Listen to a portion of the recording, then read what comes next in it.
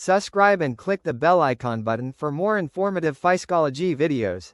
You talk to it, you open up to it, and sometimes it feels like it understands you better than real people. But here's the uncomfortable question.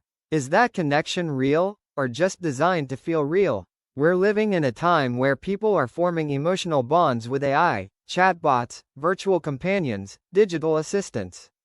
Not because they're replacing humans, but because they're doing something humans often don't.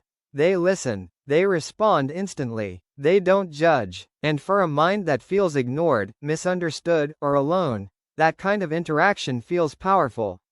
Your brain doesn't need a real human to feel connection.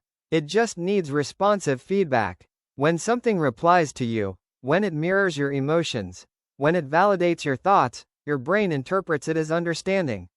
Even if there's no real emotion behind it. Because connection is not just about who you're talking to, it's about how your brain feels while talking. Real relationships are unpredictable. People misunderstand you. They judge. They leave. AI doesn't. It stays. It responds the way you want. It adapts to your tone. And that creates something dangerous, a relationship without risk. No rejection, no conflict, no emotional uncertainty. Your brain starts preferring that, because it feels safe. Loneliness isn't always about being alone. It's about not feeling seen. So when an AI responds to you in a way that feels personal, even if it's generated, your brain gets a temporary relief. And that relief becomes addictive. Not because of the AI itself, but because of what it removes, discomfort. Here's where it gets deeper. You start sharing more, opening up more, spending more time, and slowly, your brain begins to treat that interaction like a real bond. But there's a problem. Real relationships grow through mutual experience. Shared time, shared reality. AI relationships grow through simulation. And your brain doesn't always recognize the difference. Think about it. Have you ever felt more comfortable typing your thoughts than saying them out loud to someone? Have you ever preferred a controlled conversation over a messy real one?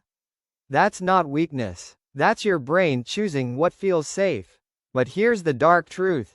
The more you rely on artificial connection, the harder real connection can feel. Because real people are slower, messier, imperfect, and once your brain gets used to perfect responses, it becomes less patient with reality. Not because reality is worse, but because it's harder. This doesn't mean AI is bad. It can help, it can support, it can give clarity, but it should not replace what it's simulating. Because emotional growth doesn't come from comfort, it comes from friction. From misunderstanding, from learning how to connect with something that doesn't always respond perfectly. So the real question isn't, is AI becoming your friend? The real question is, are you slowly replacing real connection with something easier? Because one